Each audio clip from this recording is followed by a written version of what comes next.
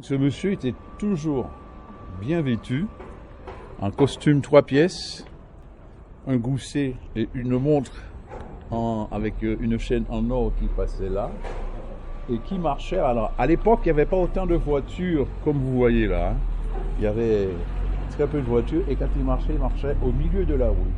Et sur son talon gauche, il y avait un morceau de fer. Donc à chaque fois qu'il arrivait, on savait qu'il arrivait parce qu'on entendait le bruit. Pac, pac, et on savait que c'était Grands-Ongles qui arrivait.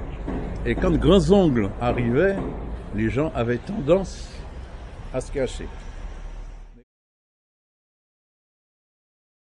Alors, le nom Terre Saint-Ville, puisqu'on va commencer par ça, provient du marquis de Saint-Ville qui avait cette bande de terre et c'était une zone marécageuse qui appartenait à l'habitation sucrière des Théobaudières qui se trouvait en hauteur.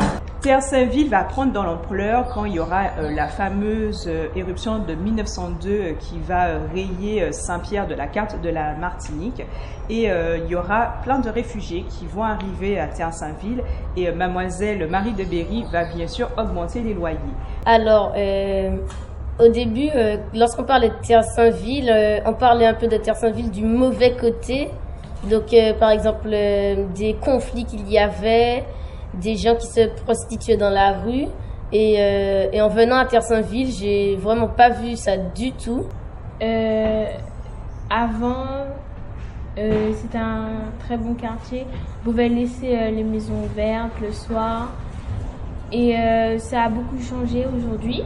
Et il y avait la fontaine de l'église qui était la fontaine lumineuse de l'église qui était. Maintenant, elle est plus là. Il faut savoir aussi que la société du Faubourg Théobaudière va céder à la commune pour le prix de 2 850 000 francs les Terres Saint-Ville. La ville de Fort-de-France va faire cet achat pour permettre aux habitants de pouvoir vivre aisément. Alors je connais ces deux noms, mais j'étais pas vraiment passée et la réputation qu'on donnait à ce quartier était assez erronée. J'avais vraiment une vision erronée de ce quartier. Je pensais qu'il y avait que des délinquants, des choses bizarres qui se passent. Mais voilà, j'ai appris une partie de son histoire et c'est vraiment très intéressant et enrichissant. J'ai découvert beaucoup de choses, dont la fontaine lumineuse, qui malheureusement n'existe plus maintenant, mais donc je ne la connaissais pas.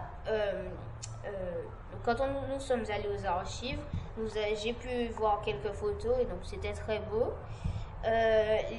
L'église, je ne la voyais pas souvent, donc là j'ai pu mieux l'observer, étant donné qu'on est passé plusieurs fois devant. On a vu différentes choses, dont les chiens assis. Donc ce sont comme des fenêtres qui ressortent du toit, donc c'est comme si c'était en 3D.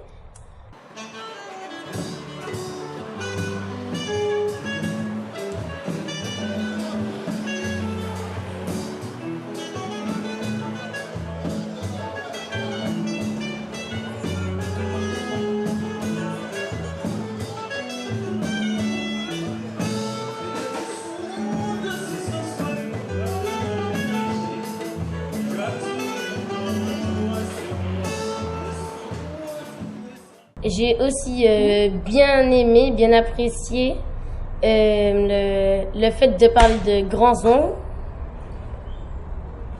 Alors, je connais un peu l'histoire de Grands-Ongles. J'aurais aimé, bien sûr, en avoir un peu plus sur son histoire, des anecdotes de la part des habitants. Donc, j'espère bien en avoir un jour. Monsieur Grands-Ongles, je dirais pas son nom par respect.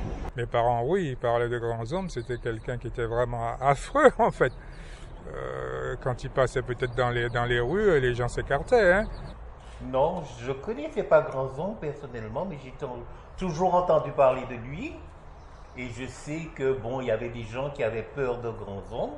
Est né le 24 juin 1903 au Gros Morne Et ce jeune homme fringant va descendre sur Fort-de-France pour pouvoir y trouver du travail, mais il va tuer un homme lors d'une bagarre. Il va être emprisonné durant 5 ans.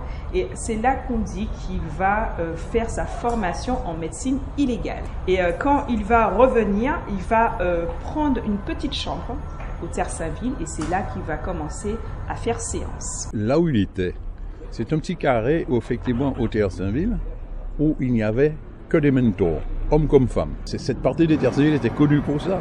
Et les gens évitaient de passer par là.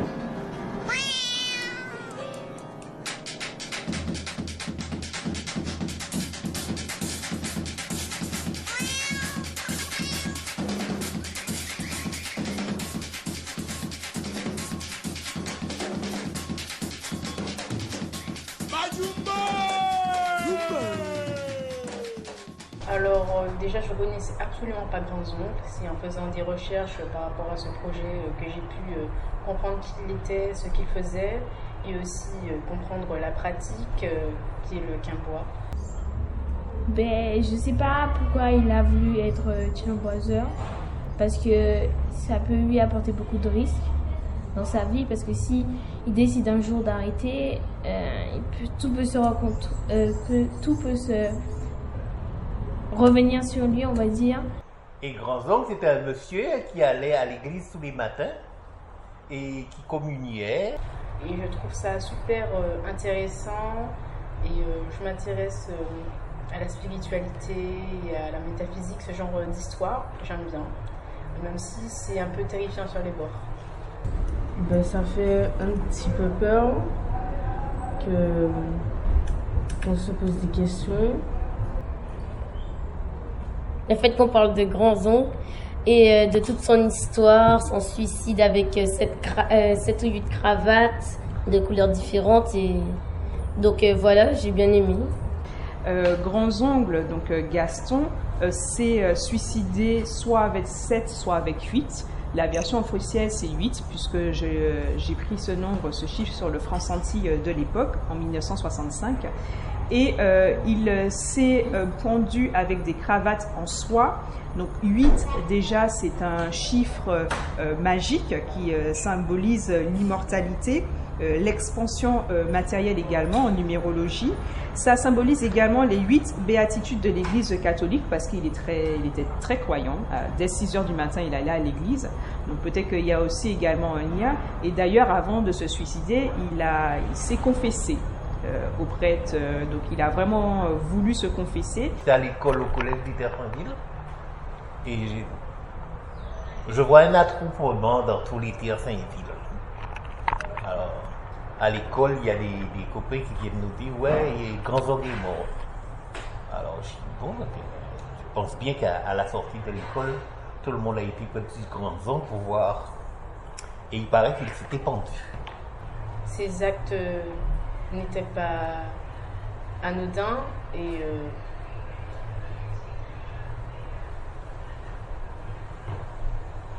je pense qu'il était doté d'une sensibilité quand même si peut-être qu'il ne le montrait pas. Le fait qu'il se soit excusé sur sa lettre d'avoir fait du mal à 402 personnes. Et il a laissé sa fameuse canne qui ne quittait presque jamais, qui pour moi sans doute était une sorte de talisman. Je suis mitigée parce que déjà, si c'est pendu avec 8 cravates de couleurs différentes et en soie, c'est significatif parce qu'il aurait très bien pu acheter une corde et puis le faire. Le fait par exemple qu'il ait choisi de se pendre dans cette maison-là aussi, en sachant qu'il en avait plusieurs. Il se sent mal parce qu'il a tué 400 personnes, mais je pense que en fait, c'est pas vrai. Parce que si t'as mal et que t'as tué 400 personnes, t'as mal, tu vas pas mourir en fait. Moi, ce que je ferais, c'est que je meurs pas. Quelque temps avant, il avait eu une altercation avec le chanoine Lavigne. Et on pense que c'est à cause de cet accrochage qu'il y a avec le prêtre et qu'il y a eu échange de coups. Alors, pour toi, est-ce que Grands-Oncles est mort? Je sais pas. Entre les deux. Entre oui et non. Mais je pense que oui. Je pense qu'il s'est réincarné dans une autre personne. Je ne sais pas vraiment s'il est mort. Je pense que non, parce que il a fait le choix de 8 cravates et 8 ça représente l'immortalité. Alors, pour moi, je pense qu'il s'est vraiment pendu et qu'il est mort, mais qu'il s'est réincarné peut-être dans une autre personne, dans un animal, qui sait. Et concernant la mort de Grands-Ongles, au début, je trouvais que sa mort était peut-être réelle, qu'il était peut-être vraiment mort. Et en cherchant des informations sur lui, j'ai trouvé que sa biographie était irréelle, quoi, que c'était pas vraiment vrai. Donc je pense que Grands-Ongles est vraiment mort, et après peut-être que en faisant du quimbois, peut-être qu'il n'est pas mort, mais moi, mon avis dessus, je pense qu'il est mort. Si Grands-Ongles s'appelle Grands-Ongles, c'est qu'il avait une espèce d'ongle démesuré à son petit doigt, et c'était utilisé chez les mandarins comme distinction de richesse, mais aussi chez les Africains également. Donc cette maison que vous voyez là, c'est là que j'ai grandi. Je sors de là avec mon meilleur copain et on va chez lui parce qu'on finit de travailler, et sa grand-mère nous avait demandé à la fin de venir prendre le goûter.